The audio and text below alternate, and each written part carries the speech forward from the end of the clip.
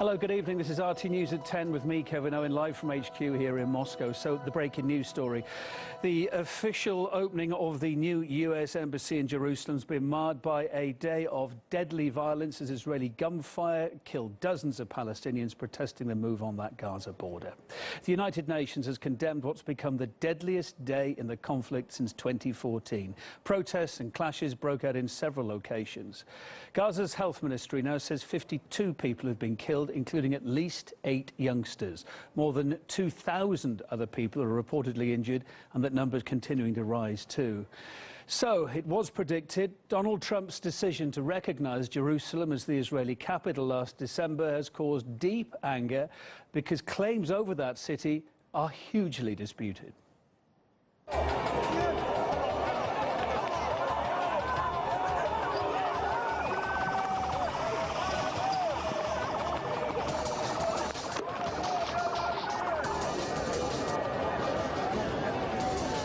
What a glorious day. Remember this moment.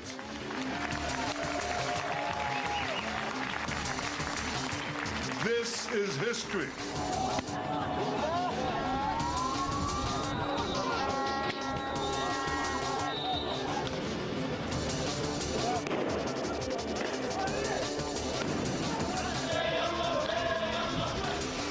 The United States will always be a great friend of Israel and a partner in the cause of freedom and peace.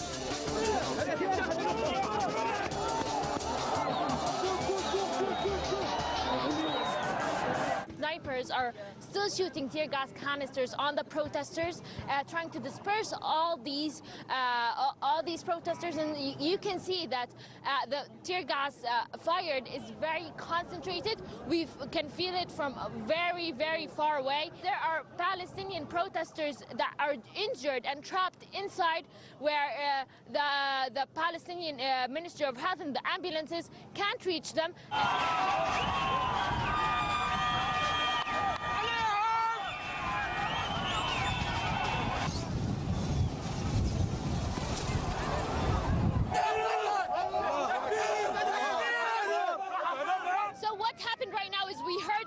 Huge explosion, and it's very obvious that the Israeli airstrikes, warplanes, fired airstrikes on a place very near to the protests.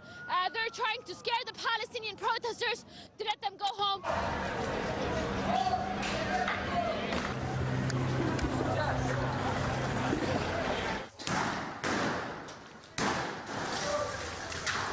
Throughout the day, there was a bunch of highs regarding violence. In fact, 2 hours ago, during the highest peak of violence, where the protesters and the Israeli military forces clashed almost head-on. Israeli military forces using rubber-coated steel bullets, tear gas canisters, stun grenades, and other armaments at their disposal against the Palestinian protesters, who were mainly throwing stones and chanting against the Israeli military forces. This had increased as the day went on, with things calming down, but make no mistake, this area was a battle zone before, with many protests happening across the West Bank, from Ramallah to Nablus to Bethlehem and even Hebron. And other protests have occurred in the region as well, with different places such as Lebanon and even Amman, with some protesters going against these decisions and rejecting these policies that are being presented by the Americans. Actually, as you can see on the red ticker there, the number killed has gone up. We were talking about 52 before, it's now up to 55, and the number injured today up from 2,000 to about 2,700. Here's some of the reaction to Monday's events. Several countries repeated their concerns over the ramifications of the embassy's move, describing it as violating international law and UN resolutions. Others condemned the use of force and violence, warning of negative consequences for the region now. Now, the unpopularity of Trump's decision to move the US embassy was also underlined by the no-shows, interestingly, at the opening ceremony. Although there were representatives from the east of Europe, Hungary, Romania, the Czech Republic, interestingly, none were from Western Europe. Read what you will into that. And guess what? Donald Trump, not there either. You may find that surprising. He was represented by these guys, Washington, the delegation spearheaded by his daughter, Ivanka, and her husband, the White House advisor, Jared Kushner, as well. Jerusalem's long been fought over, as we've been saying, by both Israelis and Palestinians. So if you need a recap, here's a brief reminder why.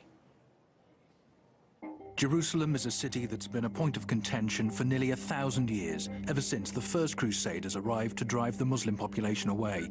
For nearly 2 centuries, the area was governed by Christian conquerors under the name of Kingdom of Jerusalem.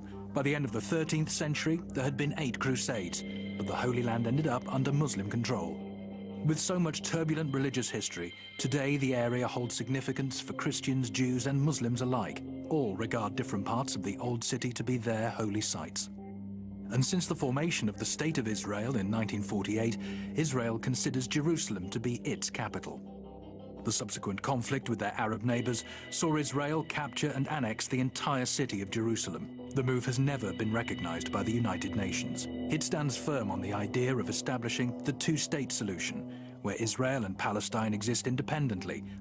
So, by President Trump announcing moving the embassy to Jerusalem, he's underlined that the US recognizes the Holy City to be the capital of Israel. For the international community, that goes against the notion that any change in the city's status should come through negotiations and not a unilateral action. As of now, out of 87 countries that have embassies in Israel, the US will be the only country to base its facility in Jerusalem. I'm standing here in front of the American embassy where in the last few moments an angry crowd has gathered. They're protesting against the embassy move and Israeli police are trying to keep the crowd at bay. Why are you here? I'm here to oppose the decision by the U.S. administration to relocate their embassy in the heart of a contested city, in the heart of a city where 35 to 40% of its residents are living under occupation. Most are not citizens of any state and denied basic rights. I'm here with a group called All That's Left. We're a group of diaspora Jews against the occupation. We're here because we oppose Trump's embassy move. We think it's playing with the lives of Israelis and Palestinians alike, and our lives in this city is not a game. What's happening today is illegal and unacceptable, and it's our duty to say no. Ahmed Tibi, an Israeli parliamentarian, what do you think about the whole incident? We are here in a demonstration which has been licensed by the Israeli police, but immediately after we arrived, they attacked us, attacked members of the Knesset, just because we had a paint of the Palestinian flag. And then they attacked us and pushed us to the back. We are here to say that Jerusalem East is occupied territory. It should be the capital of the state of Palestine. So tensions are definitely running high here. As you can see, there's scuffles and clashes, and we're being pushed forwards and backwards, and there's a lot of anger. What happened? What happened? They tried to arrest the head of the higher follow-up committee of the Arab population in Israel. We will not allow this. Our right to protest, our right to all of this coming as the embassy just across the road is opening. So while the world is witnessing calm pictures of a historic occasion of the Jerusalem embassy opening, just across the road are these kind of scenes unfurling, where there's a lot of anger, a lot of frustration, and a lot of disappointment that the American government went ahead with this move. Now, the Americans have been putting a lot of pressure on countries to sign up and approve this move, although there is a lot of resistance internationally to it. We have seen the U.S. ambassador to the United Nations, Nikki Haley, resorting to dirty tactics and writing a threatening letter. As you consider the vote, I want you to know the President and the U.S. take this vote personally. He will be watching this vote carefully and has requested I report back on those who voted against us. Thank you for your consideration.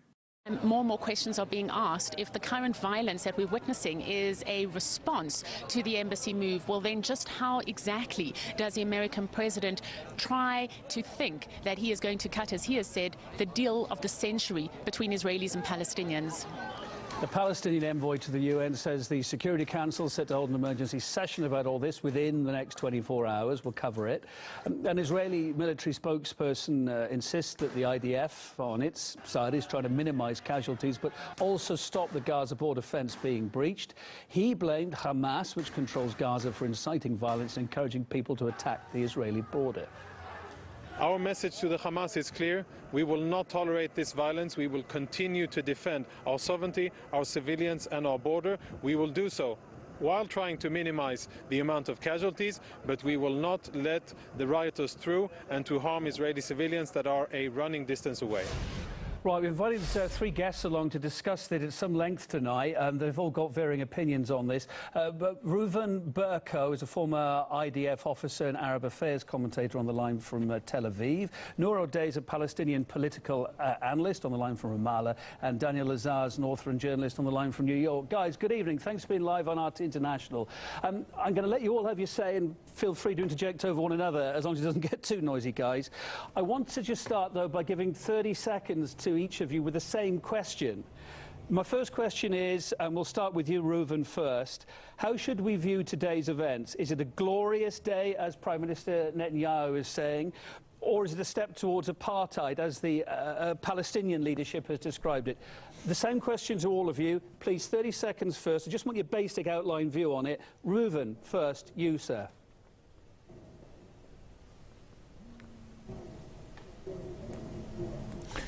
Well, of course, it's a glorious day for Israel, even though you were wrong by mentioning the history of Jerusalem as if it was the days of Muslims and Crusades.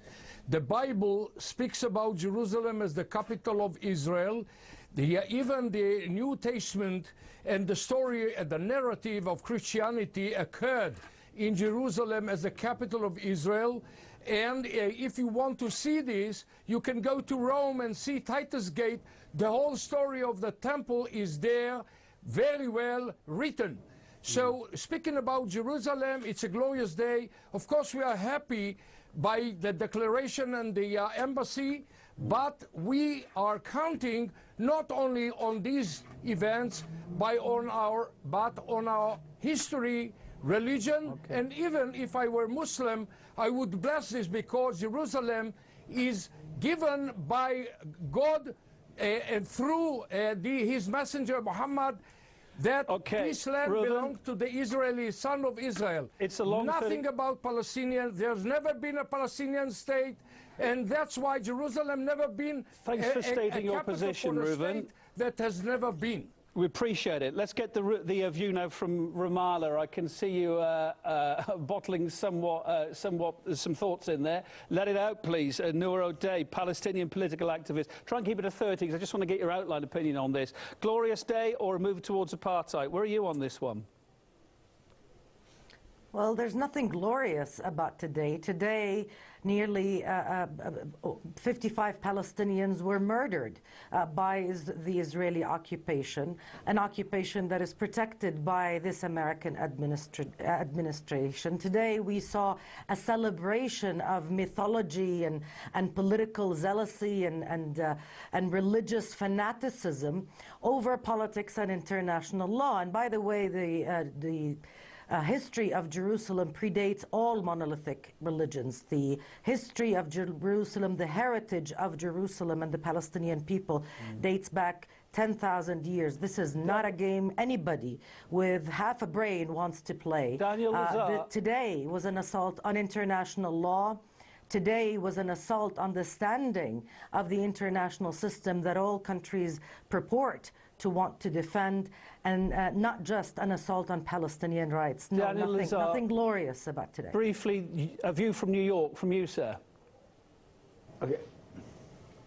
I think the Trump-Bolton administration is going to war. I think the situation in the Middle East is cracking wide open. You have Israel and Iran engaged in outright hostilities. You have the situation in Syria heating up between Israel and Russia.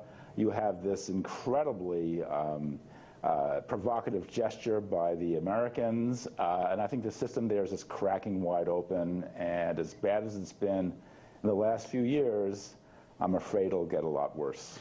Rouven, your public security minister today likened the dead Gazans, the death toll's just gone up, as pointed out to our viewers just now, to 57. He likened the dead Gazans to Nazi casualties in World War II. That's going to offend a lot of people. Do you stand by those comments as well? The same comments your public security minister has made?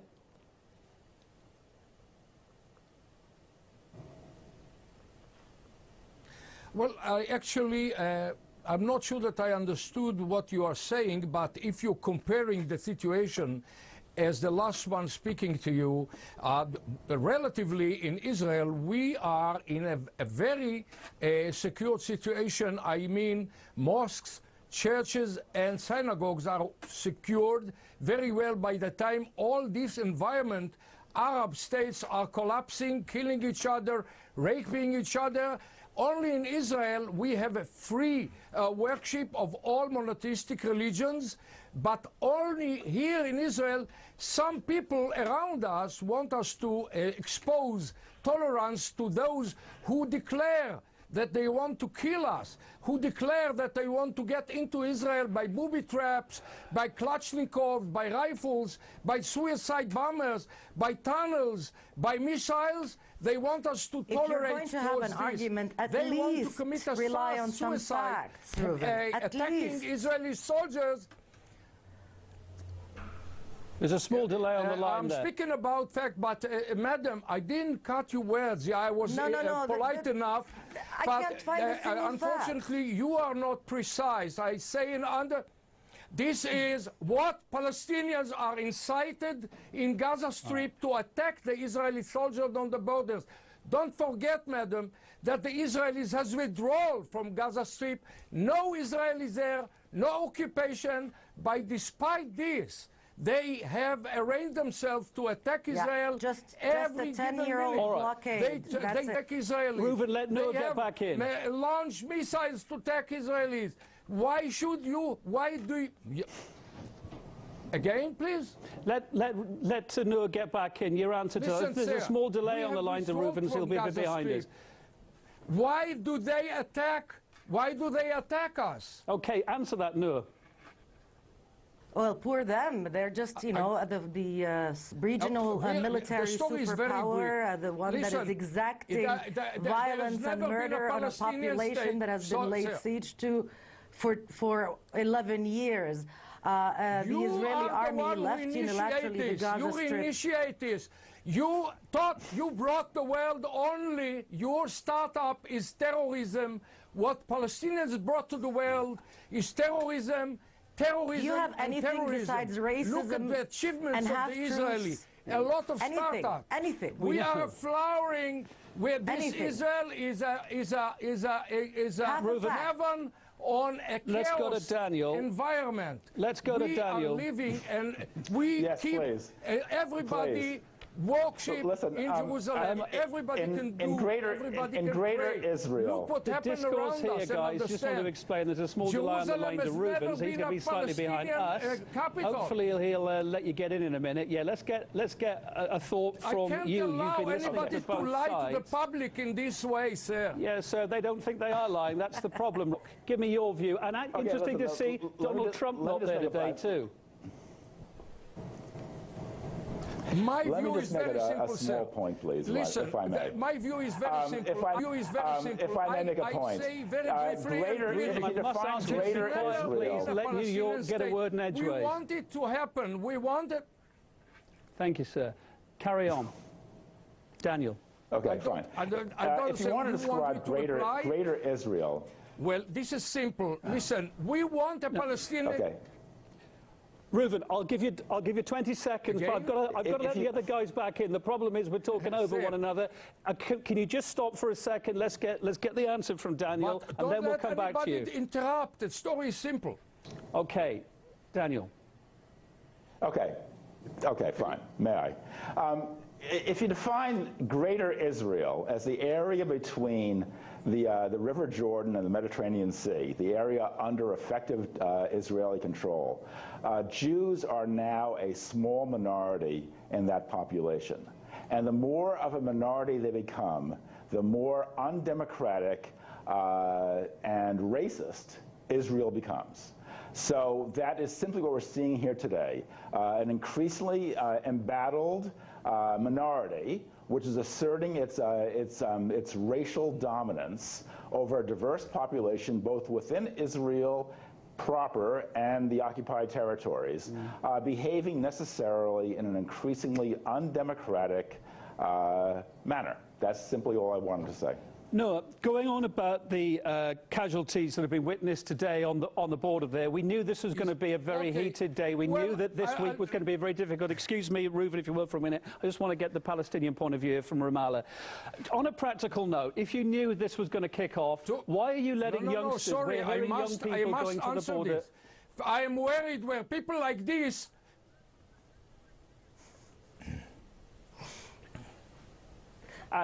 Over to you, Ramallah. Right, why are you letting young people go near the border there? You knew it was going to be trouble. People looking on saying, well, OK, it's one thing to have stone-throwing youths, etc., going towards this. They do not go near the border, sir. We're hearing reports of children being allowed to get there. Why is that happening? This is the story.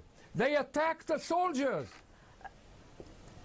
What soldiers? There are 0 Israeli injuries, 0 Israeli casualties, over 2,000 Palestinians injured, over 57 Palestinians killed, including a child and a paramedic and a double amputee. Israel. What do you want all of these protests, all of these protests in Gaza were happening on Gazan soil, inside the area occupied by Israel in 1967. Even the breach that was reported on a second fence because they that want the to Israeli get forces into Israel. built We don't allow them to do this. the Gazan territory. Not a single Palestinian protester entered the area of Israel as Thanks God. We don't allow them to do borders. so. Those are the facts. Israel used disproportionate force in an illegal manner that invited the condemnation of all the human rights organizations that have any semblance of respect for international law, including Israeli human rights organizations like B'Tselem. You have thousands of people protesting inside their besieged, occupied territory, and they are being mowed down by an occupation army that is still considered under the law as an occupation army that is also laying an illegal siege on this civilian population. The demands of these protesters are very simple, and they're all in line with international law. Freedom, dignity, their rights under the law, including the right of return. Daniel, the view from New York. Rights could have been achieved in a far more peaceful manner had there been an Israeli government that is even remotely interested I hear in a lot of the two-state lies solution or an American administration. This is a speech of Friday mosque. It's not a way to respond. It's a speech of Friday mosque. It's not a real serious response. Daniel, we know Listen, sir, there are 2 arguments this nice lady has said now. All lies. First of all, those people are Don't call me a nice lady. You're insulting my people. They are attacking the Israeli soldiers. Daniel, you're not a nice lady. Okay, you're not a nice lady. In any case, you are lying. Sorry to tell you. Maybe sound department, can we just drop Mr. Berko's microphone a little bit to get a bit of control over this?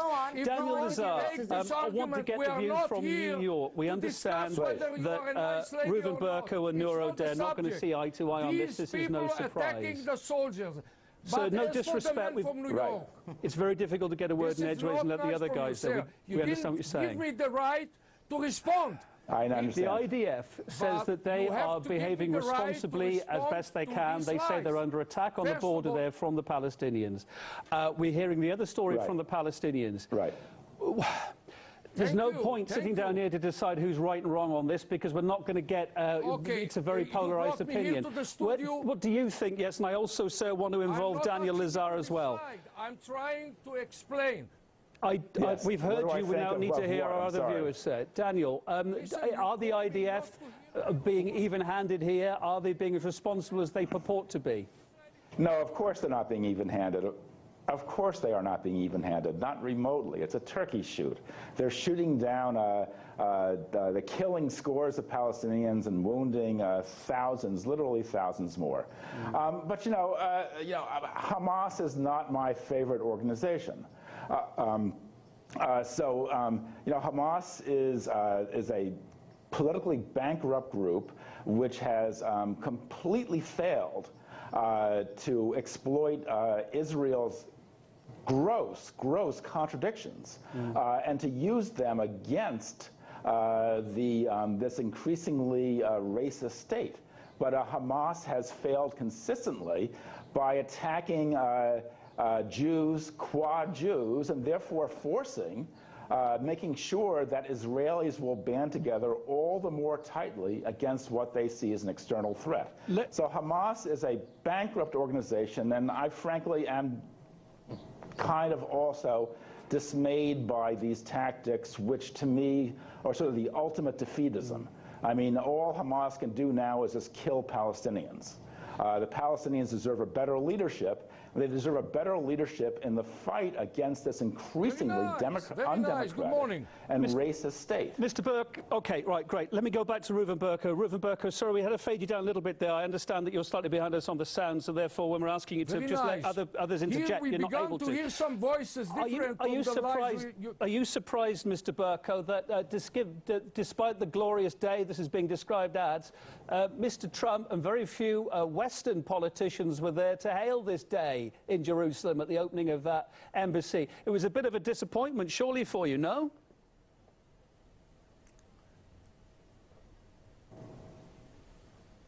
Not at all, sir. I remember who Europe states are, what the sources of the standpoint of most of European countries. I have to take you back not many years ago so you can understand where this hatred to the Jews come from. This is not the point. Even those Europeans all the world hates the Jews. All the world hates the Jews. We know this already. Till they cover to Islam, you